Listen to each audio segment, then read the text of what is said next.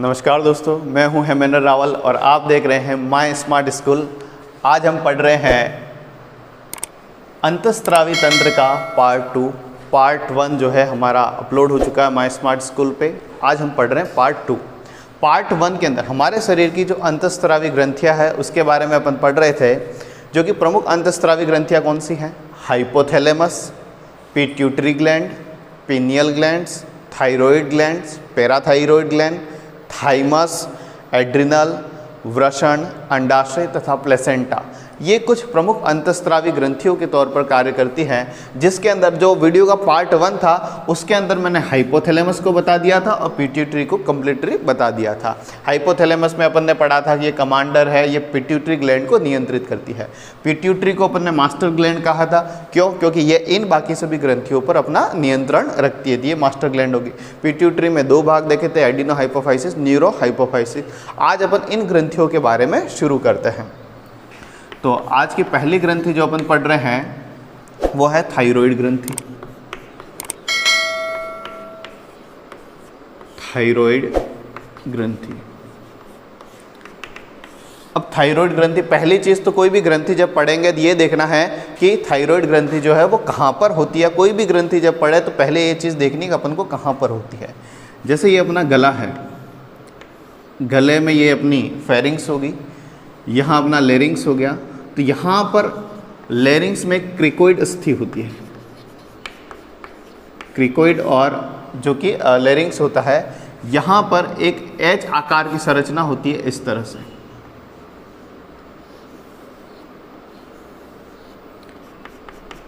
ये इस प्रकार से बनी हुई होती है। अगर इसकी मैं थोड़ा सा जूम करके संरचना बनाऊं तो कुछ इस प्रकार की संरचना होती है थायराइड ग्रंथि की। कहाँ होती है? गले में, कंठ, लेरिंग्स और क्रिकोइड के पास में यहाँ पर पाई जाती है थायराइड ग्रंथि। थायराइड ग्रंथि कैसी है? तो देखने से लग रहा है ये द्विपालित संरचना है, यानी डबल लोब्यूल से एक इधर एक इधर, दोनों को जोड़ने वाली जो संयोजी ऊतक है, संयोजी ऊतक का एक भाग है, इसको इस्थमस कहा जाता है।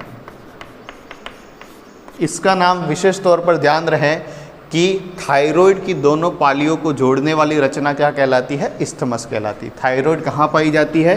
तो गले में पाई जाती है। गले में कहाँ पर? तो ये क्रिकोइड और लेरिंग्स जो पाया जाता है वहाँ पर पाई जाती है।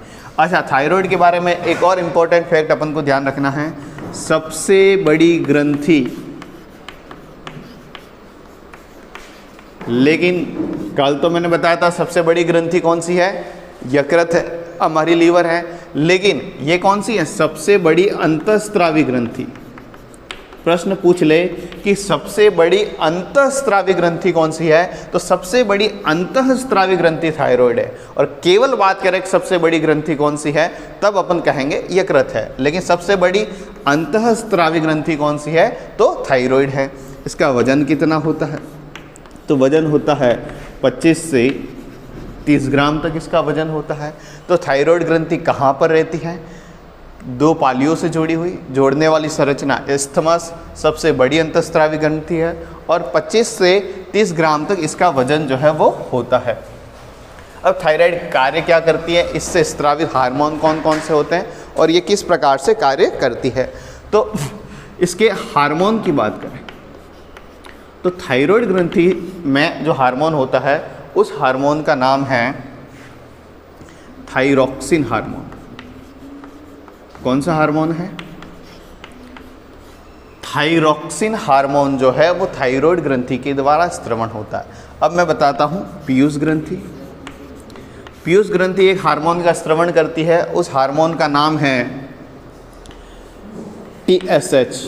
कल अपन ने पढ़ा था थायरॉक्सिन स्टिमुलेटिंग हार्मोन। ये जब TSH आता है, ये TSH ही थायरॉक्सिन के निर्माण को प्रेरित करता है। तो पहले ये ध्यान रखना है, पिट्यूटरी ग्लैंड द्वारा TSH थायराइड स्टिमुलेटिंग हार्मोन का स्रवण होगा। ये थायराइड स्टिमुलेटिंग हार्मोन ही थायरॉक्सिन के हार्मोन को निर्मित करता है। अच्छा, इस थायरॉक्सिन के निर्माण के लिए एक और चीज़ की आवश्यकता होती है, वो पदार्थ है आयोडीन। कहते हैं ना कि आयोडीन नमक खाना चाहिए।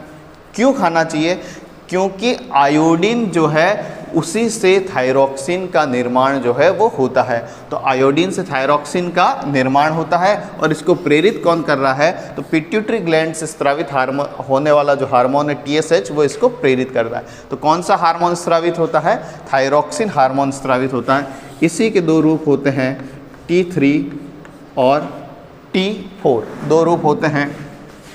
ये रक्त में इसकी मात्रा ज़्यादा होती है, इसकी मात्रा कम होती है। ये 10% तक होता है, ये 90% तक होता है और आखिरी में जाके T4 ही T3 में बदल जाता है और ये अपना कार्य जो होता है वो प्रारंभ करता है। अब इस हार्मोन के कार्य क्या क्या होते हैं, तो इस थायरॉक्सिन हार्मोन के क्या कार्य है वो देख लें। थायरॉक्सिन हार्मोन के कार्य क्या है। पहला कार्य, शरीर की उपापचयी क्रियाओं पर नियंत्रण। शरीर की उपापचयी यानी जितनी भी मेटाबॉलिक एक्टिविटीज़ हो रही है उन सब का नियंत्रण किसके द्वारा होता है, थायरॉक्सिन के द्वारा होता है।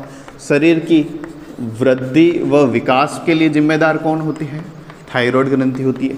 BMR का नियंत्रण कौन करती है, आधार मेटाबॉलिक रेट का निर्धारण कौन करती है, ये भी थायराइड ग्रंथि करती है। और क्या करती है, जननांगों के विकास में भी सहायक है। तो जननांगों का जो विकास होता है वो भी थायराइड ग्रंथि में होता है। पुनरुद्भवन जैसी क्रियाएं जो है ये भी थायराइड ग्रंथि के द्वारा होती है। तो इसके कार्य बहुत ज़्यादा होते हैं और बहुत ज़्यादा महत्वपूर्ण इसके जो कार्य हैं वो होते हैं। अब थायराइड ग्रंथि के कार्य हो गए। अब इससे होने वाले रोग, जो परीक्षाओं में प्रश्न पूछा जाता है, जहाँ से क्वेश्चन आता है और 100% क्वेश्चन आता है, वो है थायराइड से होने वाले डिजीज़ कौन कौन से हैं, रोग कौन कौन से हैं। तो इससे होने वाले प्रमुख रोग 5 प्रकार के रोग होते हैं। पहला रोग है क्रिएटिनिज्म। पहला रोग है क्रिएटिनिज्म, इसको कहते हैं जड़ मानवता। जड़ मानवता या क्रिएटिनिज्म किस में होता है, बच्चों में होता है। किससे होता है, कमी से होता है। किसकी कमी से होता है, थायरॉक्सिन की कमी से होता है।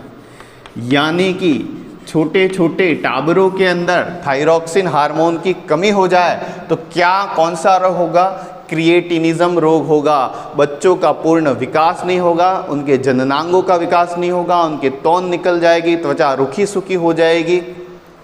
तो ये पहला जो रोग है क्रिएटिनिज्म है, किसकी, थायरॉक्सिन हार्मोन की कमी से होता है। इसी को ही जड़ मानवता भी कहा जाता है। अगर बच्चों में कमी से थायरॉक्सिन होता है तो अगर वयस्क व्यक्तियों में कमी हो जाए तो कौन सा होगा, तो दूसरा जो रोग है वो है गोइटर, ठीक है, जिसको अपन घेंगा रोग के नाम से जाना जाता है। घेंगा रोग यानी जो वयस्क लोग हैं, जो बड़े लोग हैं, उन वयस्क के अंदर कमी हो जाए थायरॉक्सिन की तो कौन सा रोग होगा, घेंगा रोग होगा। घेंगा रोग का आपने बहुत ज़्यादा नाम सुना होगा। गला जो फूल कर लटक जाता है, गोइटर के अंदर गलगंड रोग भी इसको कहा जाता है। और मोस्टली पहाड़ी क्षेत्रों में, विशेषकर जैसे हिमालय वाले जो क्षेत्र है, लद्दाख लेह वाले जो क्षेत्र हैं, वहाँ के लोगों में ये रोग ज़्यादा देखने को मिलता है। ऐसा क्यों होता है, इसलिए होता है कि वहाँ के खेतों में जो आयोडीन जो होता है वो बहकर निकल जाता है, यानी कि भोजन में आयोडीन की कमी से होने वाला रोग है। तो वास्तविक तौर पर ये रोग किसकी कमी से हो रहा है, आयोडीन की कमी से। और अभी थोड़ी देर पहले मैंने बताया था कि थायरॉक्सिन हार्मोन के निर्माण में आयोडीन की बड़ी महत्वपूर्ण भूमिका होती है। तो अपन को प्रतिदिन 25 से 30 मिलीग्राम आयोडीन की आवश्यकता होती है। वो अपने भोजन द्वारा तो पूर्ति होता ही होता है, साथ साथ में अपन आयोडीन युक्त नमक का सेवन करते हैं, उस नमक से भी अपन को आयोडीन जो है वो प्राप्त होता है। तो पहला रोग क्रिएटिनिज्म बच्चों के अंदर, वयस्कों के अंदर कौन सा हो गया, थायरॉक्सिन। तीसरा जो रोग है, तीसरा रोग बड़ा महत्वपूर्ण है और ये ज़्यादातर लोगों में देखने मिलता है, मिक्सिडिमा। मिक्सिडिमा क्या है, तो मिक्सिडिमा है, ये भी होता है वयस्कों के अंदर, ये भी होता है थायरॉक्सिन हार्मोन की कमी की वजह से। और लंबे समय तक थायरॉक्सिन हार्मोन की कमी रहने से जो रोग होता है उस रोग का नाम है मिक्सिडिमा। अधिकांश लोग इससे पीड़ित होते हैं। गला हल्का सा फूल जाता है, बॉडी फूल जाती है, बीमार की रेट जो है वो प्रभावित होती है। तो तीसरा और जो खास रोग होता है थायरॉक्सिन की कमी से होने वाला, वो मिक्सिडिमा है। लेकिन ये बहुत लंबे टाइम तक अगर थायरॉक्सिन की कमी होगी उन लोगों में ये रोग होता है। चौथा जो रोग है उसको कहते हैं एक्सोप्थेल्मिक गोइटर।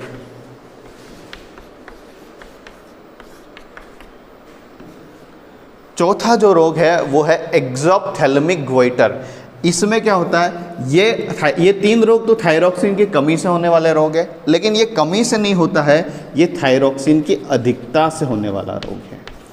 थायरॉक्सिन हार्मोन अगर ज़रूरत से ज़्यादा हो जाए तो कौन सा रोग होगा, एक्सोप्थेल्मिक गोइटर रोग होगा। इसमें क्या होगा, इसमें आँखों के जो कटोरे हैं वो फूलकर बाहर निकल जाते हैं, आदमी राक्षस की तरह दिखने लग जाता है एक्सोप्थेल्मिक गोइटर के अंदर। तो अपन पढ़ रहे थे थायराइड ग्रंथि के रोग, जिसमें 4 प्रकार के रोग पढ़े। क्रिएटिनिज्म बच्चों के अंदर होता है, गोइटर रोग वयस्कों में होता है, आयोडीन की कमी से होता है, मिक्सिडिमा वयस्कों में लंबे समय तक थायरॉक्सिन की कमी से होता है, और एक्सोप्थेल्मिक गोइटर जो है वो थायराइड की अधिकता से होने वाला रोग है। इसके पश्चात एक और रोग होता है जो कि थायराइड की कमी से होता है, और वो हालांकि रोग नहीं है, वो थायराइड की आत्महत्या है। तो इसको कहते हैं हाशिमोटो रोग। हाशिमोटो रोग क्या है, तो इसी को कहा जाता है थायराइड की आत्महत्या। थायराइड की आत्महत्या।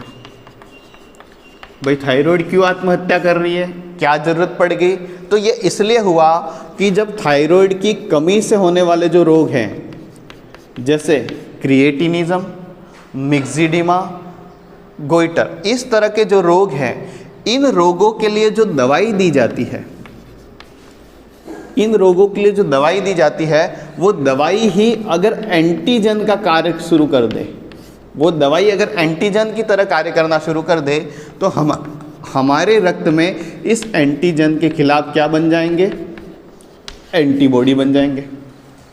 क्या हो रहा है रोग में, थायरॉक्सिन की कमी के कारण होने वाले रोगों के लिए अपन ने दवाई ली, वो दवाई ही एंटीजन का कार्य शुरू कर देती है।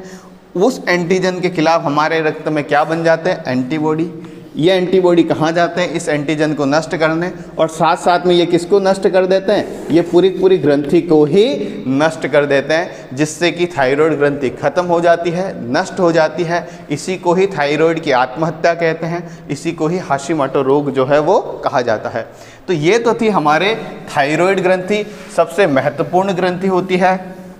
दूसरी जो एक ग्रंथि है वो थायराइड के बिल्कुल साथ में लगी हुई है, इसलिए इसको अपन थायराइड के साथ में पढ़ते हैं। उस ग्रंथि का नाम है पैराथायरॉइड ग्रंथि। अभी जिस तरह से मैंने थायराइड की संरचना बताई थी, ऐसी द्विपाली संरचना, इसी थायराइड के पीछे के साइड में यानी गले के अंदर ही 4 अलग अलग भागों में पाई जाती है पैराथायरॉइड ग्रंथि। पैराथायरॉइड ग्रंथि किस हार्मोन का स्रवण करती है, तो पैराथायरॉइड जो ग्रंथि है वो पैराथार्मोन हार्मोन का स्त्रवण करती। इस हार्मोन कहाँ है लोकेशन, थायराइड ग्रंथि के पीछे की तरफ। हार्मोन कौन सा है, पैराथार्मोन हार्मोन है। और कार्य क्या करती है, तो कार्य करती है शरीर में कैल्शियम व फास्फोरस के स्तर का नियंत्रण, यानी कैल्शियम कितनी आवश्यकता होती है, फास्फोरस की कितनी आवश्यकता है, उस आधार पर ये इनका नियंत्रण हमारे शरीर में करती, नियमन इनका करती है। तो जो दूसरी सबसे महत्वपूर्ण ग्रंथि थी वो थी पैराथायरॉइड ग्रंथि। अब बात करते हैं आज की तीसरी ग्रंथि की। तीसरी प्रमुख ग्रंथि है पीनियल ग्रंथि। तीसरी प्रमुख ग्रंथि है पीनियल ग्रंथि। ये बड़ी मज़ेदार ग्रंथि है, महत्वपूर्ण ग्रंथि है। कहाँ पाई जाती है, तो ये पाई जाती है हमारे मस्तिष्क में पाई जाती है। अभी पूछ ले प्रश्न परीक्षा में मस्तिष्क में कौन कौन सी ग्रंथियाँ पाई जाती है, हाइपोथैलेमस मस्तिष्क में पाई जाती है, पिट्यूटरी मस्तिष्क में पाई जाती है, और पीनियल जो है वो भी मस्तिष्क के अंदर पाई जाती है। ये इसलिए महत्वपूर्ण है कि इसको हमारी तीसरी आँख कहा जाता है। भगवान शिव की तीसरी आंख आपने देखी होगी, हमारे अंदर भी एक तीसरी आंख होती है, वो दिखाई नहीं देती लेकिन होती जरूर है। वो तीसरी आंख किस ग्रंथि को कहा गया है? पीनियल ग्रंथि को कहा गया है। क्या करती है? ये हमारे जैविक घड़ी को नियमित करती है। जैविक घड़ी क्या? एक तो घड़ी होती है कि हमारे जो 7 बजती, 9 बजती, 10 बजती जो हम घड़ी को देखते हैं। दूसरी घड़ी होती है बायोलॉजिकल क्लॉक जिसको कहते हैं, जिस आधार पर अपना शरीर जो है वो अनुकूलित रहता है।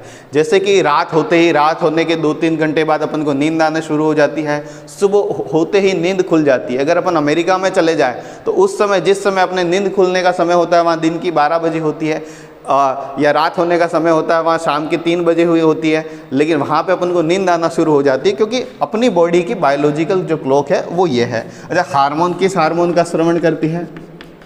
तो ये जो ग्रंथि है वो मेलेटोनिन हार्मोन का श्रवण करती है।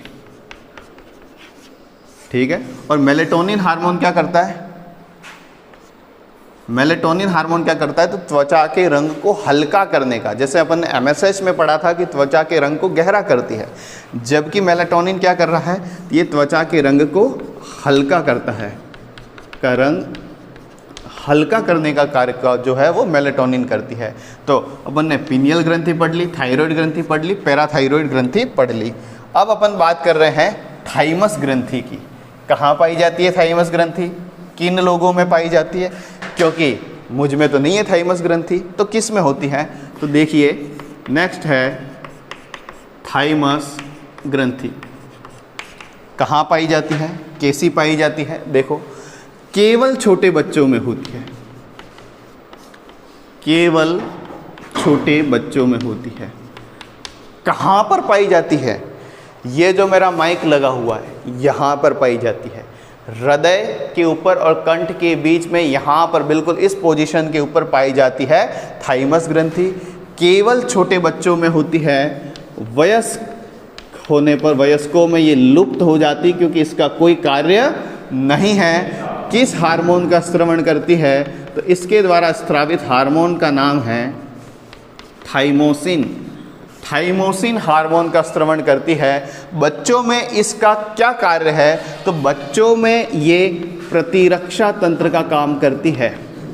अभी कोविड के बारे में आप बार बार जो इम्यूनिटी शब्द जो सुन रहे हैं, छोटे बच्चों में उस इम्यूनिटी को देने का कार्य कौन सी ग्रंथि करती है? थाइमस ग्रंथि करती है, और थाइमोसिन हार्मोन के द्वारा करती है। ये टी लिम्फोसाइट का प्रशिक्षण प्रदान करती है और उसको तैयार करने का काम जो है वो थाइमोसिन ग्रंथि के द्वारा, थाइमोसिन हार्मोन के द्वारा ही होता है। थाइमस ग्रंथि हो गई। अब नेक्स्ट है एड्रिनल ग्रंथि, अधिवृक्क ग्रंथि, जो कि सबसे महत्वपूर्ण ग्रंथियों में से एक है। एड्रिनल ग्रंथि, या इसी को कहा जाता है अधिवृक्क ग्रंथि। नाम से ही स्पष्ट है, अधिवृक्क, यानी कि ये जो हमारे वृक्क है, वृक्क का मतलब क्या हो गया? वृक्क का मतलब हो गया किडनी। हमारी जो किडनी है, इस किडनी के ऊपर टोपीदार रूप में पाई जाती है। किडनी के ऊपर 2 टोपियां लगी हुई होती है। इन दोनों टोपियों को ही कौन सी ग्रंथि कहते हैं? अधिवृक्क। नाम से स्पष्ट होना चाहिए, सुप्रारिनल कहते हैं। अधिवृक्क यानी वृक्क के ऊपर टोपीनुमा रचना के रूप में पाई जाती है एड्रिनल या अधिवृक्क ग्रंथि। ये जो ग्रंथि है वो 2 भागों, 2 है, दोनों वृक्कों पर अलग अलग है। और इस ग्रंथि के 2 भाग होते हैं। एक तो होता है इसका भाग, इसको कहते हैं कॉर्टेक्स, और दूसरा भाग होता है मेड्यूला। तो 2 भागों में इसका जो बाहरी भाग है वो कॉर्टेक्स हो गया, इसका जो आंतरिक भाग है वो मेड्यूला हो गया। कॉर्टेक्स में क्या होता है? तो मिनरलोकॉर्टिकोइड, मिनरलोकॉर्टिकोइड्स, और क्या हो गया? और हो गया ग्लूकोकॉर्टिकोइड्स।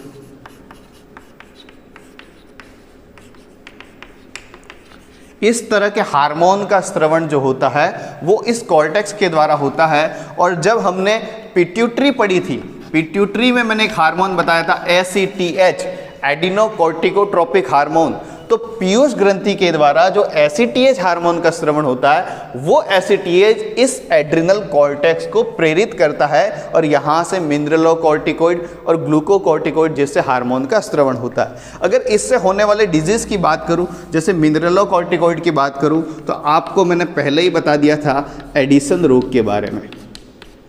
एडिसन रोग में त्वचा का जो रंग होता है वो कांस्य वर्ण ब्रॉन्ज कलर का हो जाता है और ये अंतःस्रावी ग्रंथियों द्वारा खोजा गया होने वाला पहला रोग है जिसकी खोज हुई थी एडिसन रोग के रूप में। ग्लूकोकॉर्टिकोइड द्वारा जो होता है वो कौन डिजीज होता है, कौन रोग। तो ये जो है एड्रिनल कॉर्टेक्स से होने वाले रोग हैं, इससे स्रावित हार्मोन मिनरलोकॉर्टिकोइड, ये इसके पार्ट होते हैं। ग्लूकोकॉर्टिकोइड, एडिसन डिजीज और कौन डिजीज को ध्यान रखना है, ये दोनों जो डिजीज है वो कॉर्टेक्स से संबंधित हैं। और एक और चीज़ ध्यान रखनी है कि पिट्यूटरी द्वारा स्रावित एसीटीएच हार्मोन जो है वो यहाँ पर कार्य करता है। अब अपन पढ़ेंगे अधिवृक्क ग्रंथि के मेडुला से कौन से हार्मोन स्रावित होते हैं। तो पहले तो मैंने इसकी लोकेशन बता दी कि अधिवृक्क ग्रंथि कहाँ पाई जाती है, तो वृक्क के ऊपर। दूसरी चीज, इस ग्रंथि का एक और नाम होता है जिसको अपन 4S कहा जाता है। 4S कौन कौन से? S S S S। 4S gland किसको कहा जाता है? तो 4S ग्लैंड इसी एड्रिनल को कहा जाता है।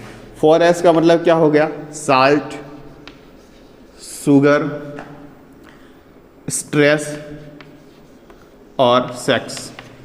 इन चार कार्यों को रेगुलेट करने का जो कार्य है वो ये एड्रिनल ग्रंथि करती है। इसलिए इस ग्रंथि को किस नाम से जाना जाता है?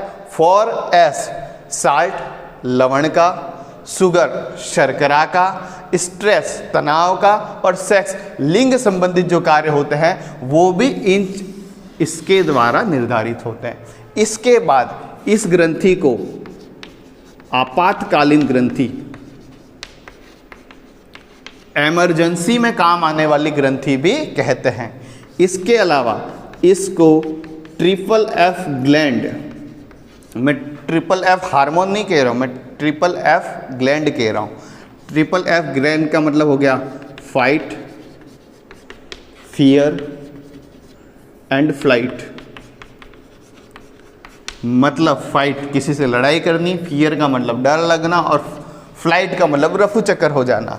ये कार्य भी किसके द्वारा होते हैं? इसके द्वारा होते हैं। तो अपन इस 4S ग्लैंड के बारे में पढ़ रहे थे कि इसके मेडुला भाग से क्या कौन से हार्मोन का स्रवण होता है। ज़्यादा महत्वपूर्ण जो है वो इसका ये मेडुला वाला भाग ही ज़्यादा महत्वपूर्ण है। क्यों महत्वपूर्ण है इसको देख लेते हैं एक बार। मेडुला, इस मेडुला से दो प्रकार के हार्मोनों का स्रवण होता है। एक हार्मोन को तो अपन कहते हैं एड्रीनेलिन, एड्रीनेलिन, और दूसरे को कहते हैं नॉर एड्रीनेलिन। दो प्रकार के हार्मोन, एड्रिनल मेडुला से दो हार्मोन, एड्रीनेलिन, नॉर एड्रीनेलिन। इसी एड्रीनेलिन को एपिनेफ्रिन के नाम से जाना जाता है। अगर ये शब्द भी आ जाता है तो भी इसी के बारे में है। और इसको क्या कहेंगे? इसको कहेंगे नॉर एपिनेफ्रिन। इसी को ही इमरजेंसी हार्मोन कहा जाता है। मैं ग्लैंड नहीं बोल रहा हूं, मैं हार्मोन की बात कर रहा हूं। इमरजेंसी हार्मोन कौन सा? एड्रीनेलिन। पूछ ले ट्रिपल एफ हार्मोन कौन सा? अभी मैंने बताया था। क्यों भाई ट्रिपल एफ क्यों कहते हैं? ट्रिपल एफ इसलिए कहते हैं, आप रात के अंधेरे में या सुबह सुबह अंधेरे में कहीं जा रहे हो, ठीक है, और जा रहे हो और आपको वहाँ पेड़ पौधे हिलते दिख जाए, आपको लग जाएगा कि एक बार भूत आ गया, कोई भूत प्रेत आ गया है, ठीक है। तब आप क्या करेंगे? धीरे धीरे आपके हृदय की धड़कन बढ़ जाएगी, धीरे धीरे आप डरने लग जाएंगे। या फिर अब कहीं अंधेरे में या अकेले में कहीं जा रहे हो, 3-4 लोग सामने लट लेके खड़े हैं, तब भी यही स्थिति होगी। या तो उनसे अपन को फाइट करनी पड़ेगी, या उनसे अपन को डर लगेगा, फियर, या फिर फ्लाइट कि रफू चक्कर हो जाओ, वहाँ से ऐसे दौड़ो 2 किलोमीटर दूर जाके खड़े रहें।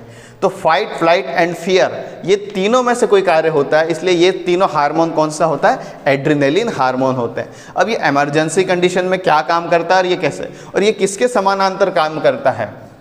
हमारे जो मस्तिष्क में जो ANS होता है ऑटोनॉमस नर्वस सिस्टम जो होता है, स्वायत्त तंत्रिका तंत्र होता है, जो कार्य स्वायत्त तंत्रिका तंत्र करता है उसी के साथ में ही ये अधिवृक्क ग्रंथि के मेडुला से स्रावित होने वाले हार्मोन भी कार्य करते हैं। जैसे कहीं जा रहे हो, किसी से झगड़ा होने की संभावना है वगैरह है, आप परीक्षा में बैठे हैं, आपके पास कोई कागज है, या फिर दूसरी स्थिति आ रही है कि आप रास्ते में जा रहे हो और सामने कोई लट लेके बैठा है, तब क्या होगा? तब क्या होगा? तब वो इमरजेंसी कंडीशन है, हार्ट अटैक से आदमी वैसे ही मर जाएगा। तो क्या होगा? तब क्या होगा? तब आपकी धड़कन बढ़ जाएगी। यही ग्रंथि है उस आपातकालीन स्थिति में आपको बचाती है। आपकी धड़कन बढ़ जाएगी, आपकी श्वसन की जो दर है वो बढ़ जाएगी, आपके रोंगटे खड़े हो जाएंगे ऐसे ऐसे डों करते हुए, तो रोंगटे जो है वो खड़े हो जाएंगे, ठीक है। आंखों की जो पुतलियां है वो फैल जाएगी, आपकी जो लार है वो सूख जाएगी। ये सभी कार्य होते हैं एड्रेनलिन के स्त्रवण में, और यही सारे सहायक होते हैं उस आपातकालीन परिस्थिति से अपन को बचाने के लिए। लेकिन जैसे ही तुमको ले गया, वो लट लेके किसी और के लिए खड़े हैं, तुम तो अपने रास्ते निकल जाओ, तो कैसा लगता है? All is well, all is well, all is well. यानी अब ऑल इज वेल का मतलब हमारा शरीर उस आपातकालीन परिस्थिति से निकल गया है और हम अब सामान्य स्थिति में आ रहे हैं, इसलिए करते हैं ना all is well, all is well. तो धड़कन क्या हो जाएगी? कम हो जाएगी, श्वसन दर वापस सामान्य हो जाएगी, रोंगटे डों करके नीचे गिर जाएंगे, इसके बाद आंखों की पुतलियां सामान्य, वापस जलेबी देखते ही मुंह में लार शुरू हो जाएगी। तो ये शरीर को सामान्य अवस्था में लाता है और ये शरीर को उस आपातकालीन परिस्थिति से बचाने का कार्य करता है। तो ये जो तीसरी ग्रंथि थी वो थी हमारी एड्रेनलिन ग्रंथि। अब एक दो छोटी छोटी ग्रंथियां रही है, उसको देख लेते हैं। जैसे कि नेक्स्ट ग्रंथि है वृषण और अंडाशय। वृषण और अंडाशय दोनों को एक साथ बता रहा हूं क्योंकि जनन से जुड़ी हुई चीजें हैं दोनों। वृषण केवल नर में पाया जाता है, अंडाशय केवल मादा में पाया जाता है। अंडाशय का जो विकास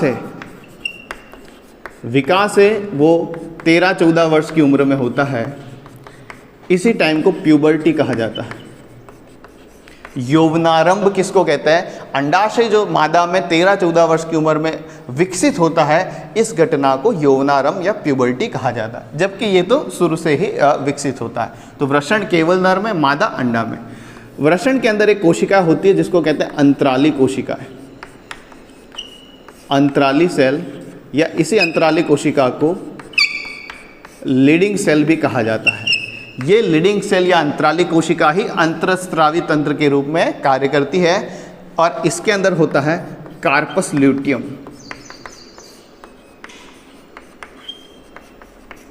यहां कौन सा हार्मोन स्रावित होता है? तो यहां होता है टेस्टोस्टेरोन। कौन सा हार्मोन स्रावित होता है?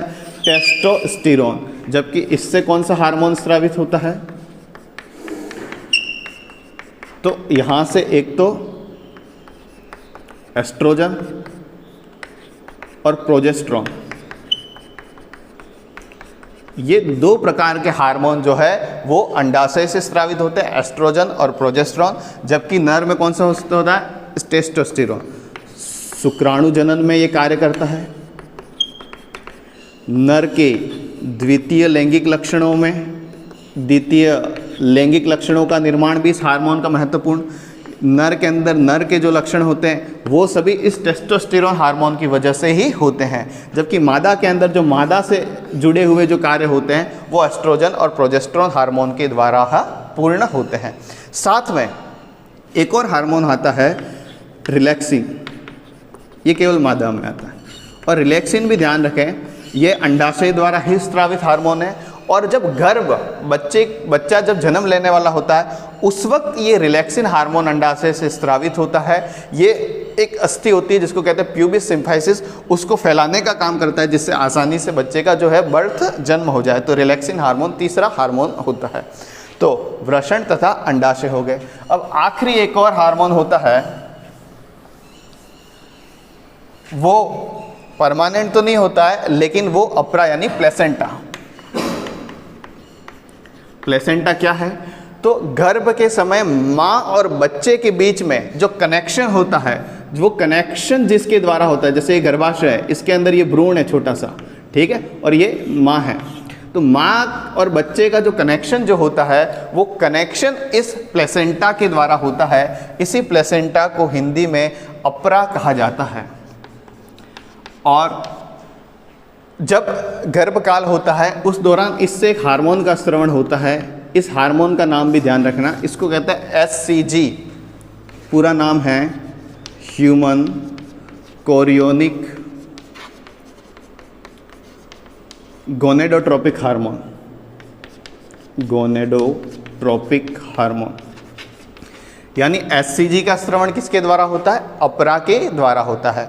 और जो गर्भावस्था को जो चेक, प्रेगनेंसी का जो टेस्ट किया जाता है, उस टेस्ट में भी इसी हार्मोन का रोल होता है, इसलिए महत्वपूर्ण हार्मोन है, इसके बारे में परीक्षाओं में पूछा जाता है। तो ये था हमारा वृषण, अंडाशय तथा प्लेसेंटा के बारे में। ये शरीर की समस्त ग्रंथियां अपन ने पूर्ण कर ली है।